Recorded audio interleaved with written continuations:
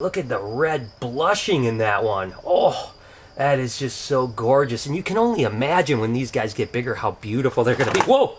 Whew!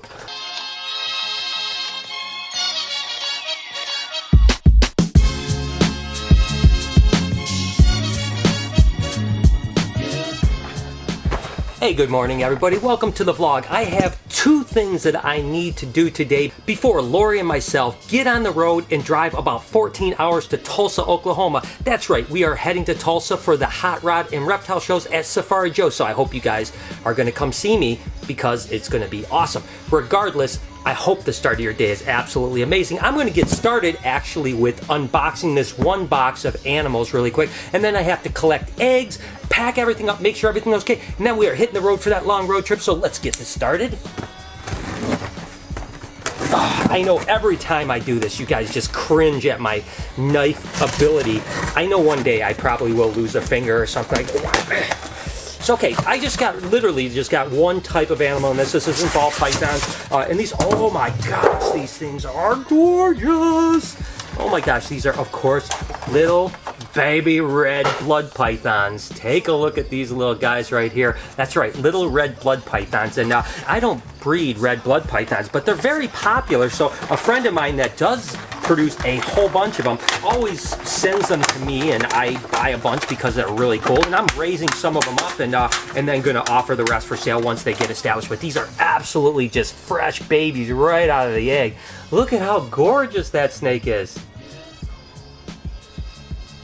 Gosh, these guys are absolutely beautiful. Oh gosh, just looking through and there's a bunch of different, I mean, gosh, some of these things are just so gorgeous. Oh, I want to open up every single one. Oh, look at this one. It has a really cool stripe. Oh my gosh, and that one's beautiful too. Oh, look at it. Oh my gosh. I got to show you guys this striped one because that is absolutely gorgeous. Take a look at this one right here. You can see the stripe on that animal is absolutely crazy. Look at the striping, and that pattern is just really gorgeous. And again, you know, this goes back to when I was just a kid and I used to look at all these snake books, and I remember seeing a picture of a baby blood python. And you know, I'm assuming that like how some people look at like sports stars or hot rods or whatever it is, I sat there and stared at that red blood python baby for hours and hours. I was just obsessed, and I just thought, oh my god, because they kind of are like a ball python in a way, but in a chubbier body, and they still have that really cool look to them. So take a look at that one right there. Look at that. Look at the red blushing in that one. Oh, that is just so gorgeous. And you can only imagine when these guys get bigger how beautiful they're going to be. Whoa! Whew! That sucker took a pop shot and jumped right out of my hand. I wasn't expecting that. They're normally pretty chill as babies, but this one's a little bit hyper. But so there you have it, guys. I've got a whole bunch of these little red blood pythons. And what we'll do is we'll set them up, we'll quarantine them, make sure we treat them for mites, make sure that there's no mites. Not that these are fresh babies. Plus, I know the guy really well that produced them, so I don't think there's anything. But we'll treat them just to make sure because we don't want any problems. We'll get them established feeding, and then some will be offered up on the website. So that's task number one down, unboxing baby blood pythons. Okay, so next up, the thing to do is to collect snake eggs before we get on the road. We're going to start with this Mexican black king snake. Oh, and by the way, I was going to tell you guys, just in case you didn't know, if you ever notice when I open up a cage that I'm pulling things, there's no water in it. The reason why there's no water is we pull the water dishes a couple days before they're due to lay, because colubrid snakes have a tendency of laying their eggs in the water. And of course, when they lay them in the water, they're completely garbage. So what we do is a couple days before they're due, we'll yank the waters out, and then as soon as they lay, we put waters back in. Just in case you guys are wondering, you know, maybe someone sees that and says, why is there no water in with that snake? Now you know. Let's see what kind of clutch this is. Ooh, that's a beautiful clutch. Look at that. 2, 4, 6, 8 beautiful eggs from a Mexican black king. And you know, Mexican black kings are always super popular snakes. So we have a lot of eggs from these guys this year, and they are always going to be like one of the highest selling snakes we have because they're just so gorgeous. Okay, so this is a het albino Arizona mountain king bred to an albino Arizona or pyro. Here's the girl. She's out of her box, which means that she's definitely done laying. So let's see what she has here. Oh yeah, nice clutch of eggs. Look at that. Ooh, look at it. That's 2, 4, 6 eggs. We've been getting some pretty big clutches from the pyros this year. Usually they're like 4 or 5 eggs, so we've been getting 6, 7, even 8 eggs, so that's pretty awesome. This girl here is actually a het strawberry snow scaleless. So basically what you have is the strawberry is a kind of a hypo-ish trait, and then of course the snow is a double recessive, and of course the scaleless is a recessive. So let's see what we have here. Ooh, that's a nice clutch of eggs from that girl right there. That's not bad at all. That's 2, 4, 6, 8, 9 good eggs, and she's not very big. You can see, oh, she's a striky little monkey, isn't she? Sorry, Mama. We'll get her back in her cage. She didn't like the fact that I was taking her eggs, but that's pretty good. That's nice. So that's kind of a long shot because you have 4 recessive mutations going on there, so who knows what we'll produce, but nevertheless, I'm sure there'll be some really beautiful snakes. On to the next, happens to be the exact same type of animal, so same genetics behind it. Let's see what this girl has. Ooh, it's not such a good clutch compared to that last one. Looks like there's only 2 good eggs and 3 slugs. Definitely not a good clutch. So she only gave me 2 eggs, but the other thing that's really interesting is, again, it just shows you how different snakes can be. Look at how big that snake is compared to the last snake, and she laid a total of 5 eggs, whereas the other girl was probably about half the size, and she laid 8 eggs. So that kind of shows you. When people ask how many eggs do a snake lay, you really don't know. I mean, you can literally have the same size snake lay twice as many eggs. So a lot has to do with genetics. But anyways, 2 eggs. All right, let's hope that this clutch is a little bit better. This happens to just be a het snow scaleless corn. So, oh yeah, that's a lot better. I like that a lot. So let's see what she has here. Good job, Mama. That was good. Oh, there are a couple slugs, but it's not that bad. And for whatever reason, like I said, the scaleless group seems to have a little bit higher amount of slugs or infertile eggs. Not tons, but you definitely see it a little bit more prevalent than, say, normal corn snakes. But nevertheless, it's not a bad clutch. It's 2, 4, 6, 7 good eggs and 3 slugs. So 10 eggs total, still 70% fertility. Again, with colubrids, we typically want to be about 90 to 95% fertility overall. That's the range we have. We've had years where we've been like 80 or 85%. We've had years where we've been 97%. But it seems like the scaleless corn group does bring our percentages down. But if we can stay in that 90% range fertile, and then some people ask, how many hatch? We have like, again, much into the 95, 97% hatch rate. So if they're fertile when they're laid, we almost always hatch the eggs. You lose a couple here and there, but very, very little egg loss. So that's just in case you guys wondered. All right, 3 more clutches before we get on the road. We have a very long drive ahead of us, and this one's way up top, so we're just going to pull this cage down. Okay, Mama, what do you got in there? This happens to be a het black motley scaleless corn snake. So a lot of scaleless stuff today, huh? And again, a couple little infertile eggs, no big deal. 2, 4, 6 good ones, 3 slugs. Pull this girl. Oh, you just bit me, didn't you? Oh, little feisty monkeys. Come on, pull that out. I'm sorry, Mama.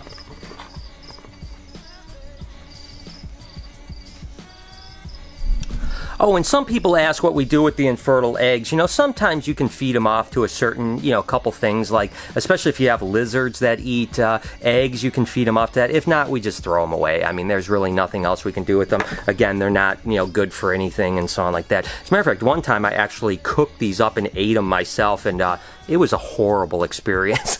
but yeah, I don't suggest eating snake eggs. I mean, they're really not that yummy at all.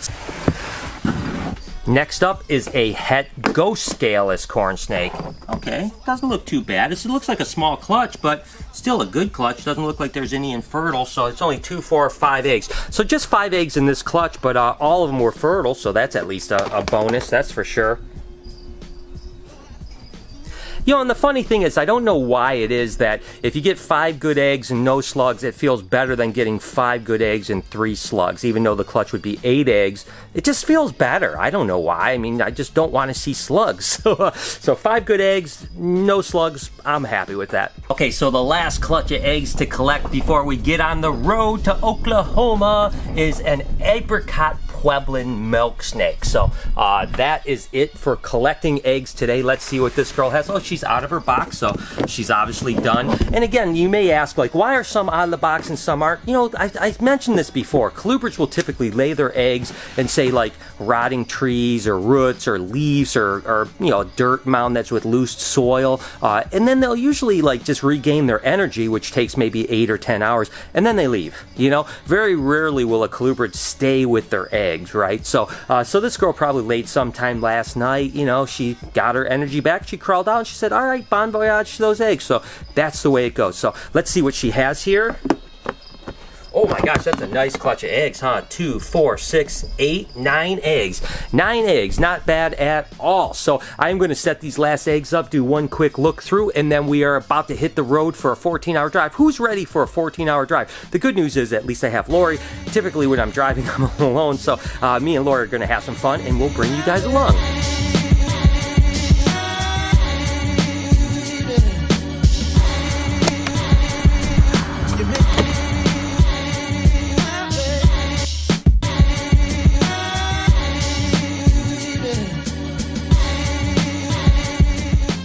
Alright guys, so we're making pretty good time and we are almost at St. Louis, but the problem with St. Louis is it's on the other side of the Mississippi, and anyone that knows me knows two things. Number one, I hate bridges and I hate rivers like the Mississippi, so not looking forward to going over the bridge, but St. Louis is an absolutely gorgeous place. That means that we've got about 5 hours to go from St. Louis.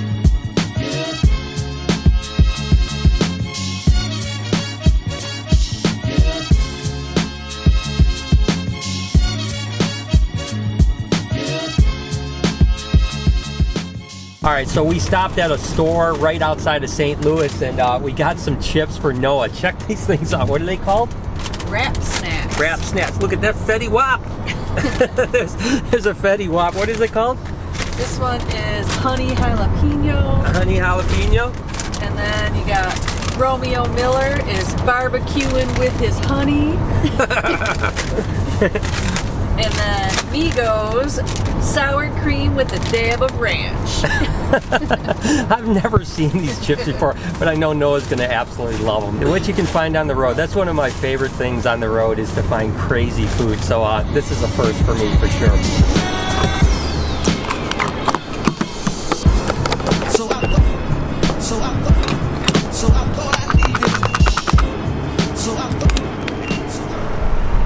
One of the things I love when you start getting more down south is how cheap the gas starts to get. It is $1.99 per gallon here. So are you excited to go to Tulsa, Oklahoma? Yes, I'm so excited. But Tulsa's pretty cool. We went there once. It was a pretty cool town. It was, but it just keeps getting hotter. Yeah, every time we get out of the car, it gets more and more hot. What is the most exciting place I've ever taken you? The most exciting place you've ever taken me? Australia? China? Probably Disneyland. Oh, in California. In California? Really? So out of all the places we've been, Disneyland is your favorite. And so where is the place you want me to take you besides Italy? Because we all know you want to go to Italy. What's the next place? I want to also go to Greece. So is it all in Europe? Yeah. Do you have to take a plane to get to Europe? Yes, because I do not want to take a boat. Okay, Greece and Italy. Those are my top two, I think. How about Tulsa? Where's that rank in the top? Well, I guess it's going to be one right now. Yes! I nailed it.